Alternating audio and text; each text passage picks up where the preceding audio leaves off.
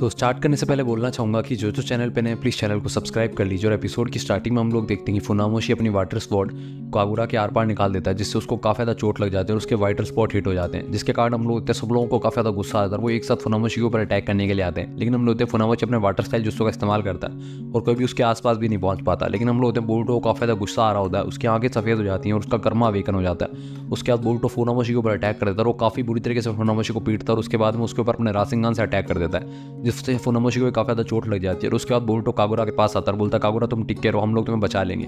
लेकिन हम लोग इतने फुनामोशी की हालत काफ़ी ज़्यादा खराब होती है तो उसके सबॉर्डिनेट उसको लेके निकलने लगते हैं, लेकिन फुनामोशी उनको रोक देता है और बोलता है कि हम लोगों को रेडी सारिन का बदला लेना होगा।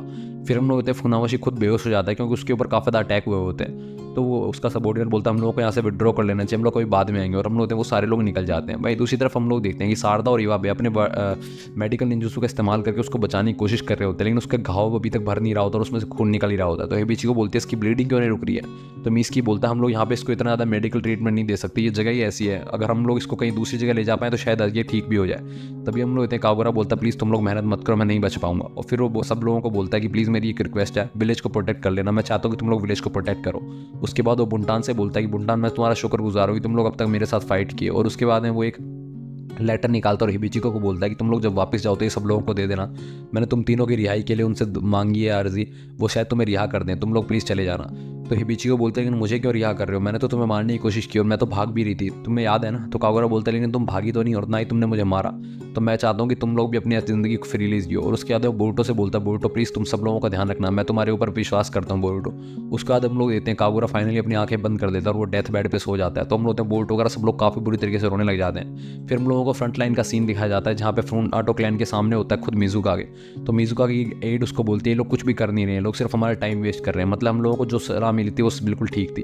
तभी मिजुका के बोलता है कागुरा ने जो हम लोगों को बताया था वो बिल्कुल ठीक था, ये लोग हम लोगों को सिर्फ ध्यान बटा रहे हैं ताकि ये लोग लैंड के जरिए हमारे विलेज पर अटैक कर सकें। तो एड बोलती है हम लोगों को क्या करना चाहिए, लोग तो कुछ भी नहीं कर रहे हैं। वहीं दूसरी तरफ हम लोग देते हैं टेनमा भी अपने बड़े भाई से बोलता है कि हम लोगों को क्या करना चाहिए सारी, क्या हम लोगों को यहीं पर रहना चाहिए। तो सारी बोलता है कि हम लोग जितना ज़्यादा टाइम बाय कर सकते हैं उतना ही हमारे लिए अच्छा होगा, सीरेन को उतना ज़्यादा ही टाइम मिलेगा लैंड पे कंट्रोल करने के लिए। जैसे हम लोगों को एक बार मैसेज मिल जाता है सीरेन का कि उन्होंने लैंड पे कंट्रोल कर लिया, उसके बाद हम लोग इनके ऊपर फुल फ्लैश तरीके से अटैक कर देंगे। तो टेनमा बोलता है ठीक है भाई जैसा आप बोलो। तो इसारी बोलता है मुझे ऐसे क्यों लग रहा है कि तुम्हारे मेरा प्लान पसंद नहीं आया, तुम क्या बिल्कुल असंतुष्ट हो इससे। तो टेनमा बोलता है हाँ बिग ब्रदर, मैं चाहता हूँ कि हम लोग चोजुरो का हेड ले आए उस जहाज पे लेके, हम लोग उसको मार सकते हैं इतनी आसानी से। मैं चाहता हूँ कि फादर मुझे मेरी स्ट्रेंथ के लिए रिकॉग्नाइज करें क्योंकि मैं आपके जितना इंटेलिजेंट नहीं हूँ। तो इसारी उसको बोलता है कि मैं समझता हूँ कि तुम कैसा फील कर रहे हो, लेकिन मैं चाहता हूँ कि तुम रेकलेसली बिहेव ना करो और थोड़ा सा दिमाग लगाओ।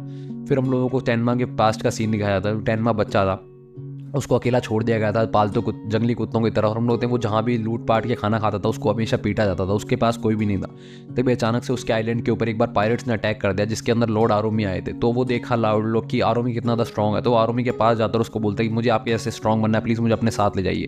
तो आरोमी टेनमा को अपने साथ ले आता है। फिर वो इसारी से बोलता है कि इस बच्चे का ध्यान रखना, आज से मेरा बेटा है। फिर हम लोग देते हैं इसारी उसको सिखाता है, उसके साथ ट्रेन करता है। और हम लोग देते हैं टेनमा हर बार इसारी से हारता रहता है। तो टेनमा चाहता है कि फादर मुझे भी एक्नॉलेज करें, वो अब आरोमी का अपना फादर मानता है। वो बोलता है कि फादर को चाहता हूँ कि मैं मुझे एक्नॉलेज करें। फिर हम लोग एक बार टेनमा इसारी को हरा देता है, लेकिन हम लोग इस बार भी जो आरोमी होता है वो टेनमा को अप्रिशिएट करने की बजाय इसारी से बोलता है इसारी क्या कर रहे हो तुम, इतनी जल्दी हार सकते हो, अपने आप को गेट टुगेदर करो।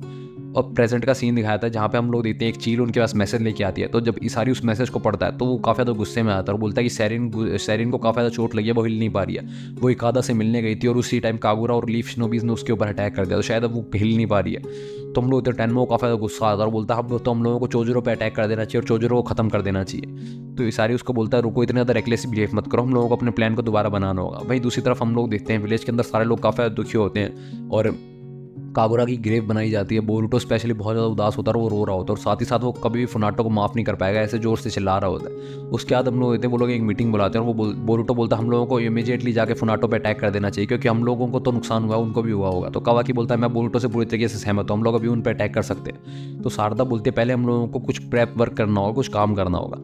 तभी बुंटान बोलती है मुझे लगता है पहले हम लोगों को ये डिसाइड करना होगा कि कागुरा की जगह कौन लेगा, हम लोग इतनी दूर कागुरा के ऑर्डर्स को फॉलो करने के बाद ही पहुंचे, तो अब हम लोगों को किसके ऑर्डर फॉलो करने चाहिए। फिर बुंटान शारदा की तरफ देखती है और बोलती है मुझे लगता है कि शारदा तुम ये कर सकती हो, तुम शायद बुंटान उसके जितना अच्छा कैप्टन ना बन पाओ लेकिन तुम अच्छी कैप्टन बनोगे। तो शारदा बोलती है फिर ठीक है, लेकिन फुनामोशी को ऑलरेडी पता है कि हमारा बेस क्या है, तो वो जरूर हम लोगों पर यहाँ पर अटैक करने के लिए आएगा क्योंकि वो अपनी रिवेंज अभी भी लेना चाहता है, उसके हिसाब से अभी भी रिवेंज पूरी नहीं हुई है। तो हम लोगों को पहले प्रायोरिटाइज करना चाहिए विलेज को डिफेंड करना, हम लोग तो उनसे बाद में फाइट करते रहेंगे। भाई दूसरी तरफ हम लोग देखते हैं बोरुतो अकेला बैठा होता है रात को, और वो चांद के नीचे बैठा हुआ सोच रहा होता है कागुरा और अपनी दोस्ती के बारे में सब कुछ याद कर रहा होता है कि कैसे उसने कागुरा के साथ अच्छा टाइम बिताया था। तो उसको इतना ज़्यादा गुस्सा आता है, वो दीवार में मुक्के मारने लग जाता है और दीवार तोड़ने लग जाता है अपने मुक्कों से। तभी हम लोग देखते हैं वहाँ पे शारदा वगैरह आते हैं और वो बोरुतो से बोलते हैं, बोरुतो तुम ऐसा क्यों कर रहे हो, हम लोगों को भी दुख हो रहा है लेकिन अपने आप को नुकसान मत पहुंचाओ। आज तुमने ओसुजुकी की पावर का इस्तेमाल किया, तुमने बोला था कि आमादो की मेडिसिन की वजह से तुम्हारी जो ओसुजुकी की पावर है वो दबी रह रही है। तभी मीस्की बोलता है, नहीं फिर भी आज तुम्हारा कर्मा कैसे अपीयर हुआ बोरुतो। तो कावाकी बोलता है कि ऐसा तो नहीं है कि तुम अब कर्मा को बिना किसी रिस्क के यूज़ कर पा रहे हो, अगर ऐसा है तो बहुत बढ़िया बात है। तो बोरुतो बोलता है कर्मा जो वो ऑलरेडी 80% मेरे अंदर एक्सट्रैक्ट हो चुका है, आमादो की मेडिसिन से वो ज़्यादा एक्सट्रैक्ट नहीं होगा, लेकिन जो हो चुका है वो तो हो चुका है। इस वजह से मैं फ्रीली उसकी पावर को यूज़ कर सकता हूँ जो कि मुझे कर्मा से मिली है, लेकिन कोई नुकसान नहीं है मुझे। वहीं दूसरी तरफ हम लोग देखते हैं कि सारी को उसका सबॉर्डिनेट आगे बताता है कि लॉर्ड टेनमा जो वो निकल चुके हैं फॉग का फायदा उठा के उन लोगों पर अटैक करने के लिए। वहीं दूसरी तरफ हम लोग देखते हैं टेनमा अपनी शिप के साथ जा रहा होता है, तो इस सारी को काफी ज्यादा गुस्सा आता है और वो बोलता है कि ये टेनमा कब सुधरेगा, मैंने इसको बोला था कि रेकलेसली बिहेव मत करना। वहीं दूसरी तरफ हम लोग देखते हैं टेनमा अपने कुछ सोल्जर्स को लेकर चोजिरो के शिप पे आ जाता है और वो बोलता है कि हम लोगों का टारगेट जो चोजिरो है। तभी वो देखता है कि सामने चोजिरो खड़ा होता है अपने कुछ सोल्जर्स के साथ, और चोजिरो बोलता है मुझे पक्का यकीन था कि तुम लोग मिस्ट का फिर फायदा उठा के यहाँ पे जरूर आओगे। तो हम लोग इतने टेनमा अपने साथियों को बोलता है कि मैं चोजिरो को मारूंगा, तुम बाकी सब लोगों को मारना। और फिर हम लोग उसके बाद वो चोजिरो के ऊपर अपने वाटर स्टाइल से अटैक करता है, लेकिन चोजिरो जो है वो मिजुका गया है, वो ऑलरेडी इससे ज़्यादा पावरफुल है। और उसके बाद हम लोग इतने चोजिरो के सबॉर्डिनेट जो होते हैं उसके ऊपर अपने कुनाई नाइफ से अटैक कर देता है, और उसके बाद चोजिरो भी उसके ऊपर अपने वाटर स्टाइल से अटैक कर देता है, जिससे हम लोग टेनमा की हालत काफ़ी ज़्यादा खराब हो जाती है। और उसके जो सारे सबॉर्डिनेट होते हैं फुनाटो क्लैन वाले उनको भी खत्म कर दिया जाता है, उनको भी बहुत बुरी तरीके से पीटा जाता है। तो हम लोग टेनमा एकदम बोट से गिरने की कगार पे खड़ा होता है और उसकी हालत काफ़ी ज़्यादा खराब होती है, उसको चोट लगी होती है। तो मिजुका उसको बोलता है तुम मुझे सब कुछ बता दो कि फुनाटो के मोटिव क्या है, मैं तुम्हें जिंदा रहने दूंगा। तो टेनमा बोलता है तुम्हें क्या चाहिए, फुनाटो ऑलरेडी हिडन मिस्ट्री को तबाह करने के सपने देख रहा है। और उसके बाद हम लोग वो दोबारा मिजुकागे के ऊपर अटैक करने के लिए आता है, लेकिन मिजुकागे उसके ऊपर दोबारा अपनी तलवार से अटैक कर देता है, जिसके कारण इस बार टेनमा जो होता है वो पानी के अंदर गिर जाता है। और वो पानी के अंदर गिरते गिरते सोच रहा होता है कि फादर मैं चाहता हूँ आप मुझे अप्रिशिएट करें।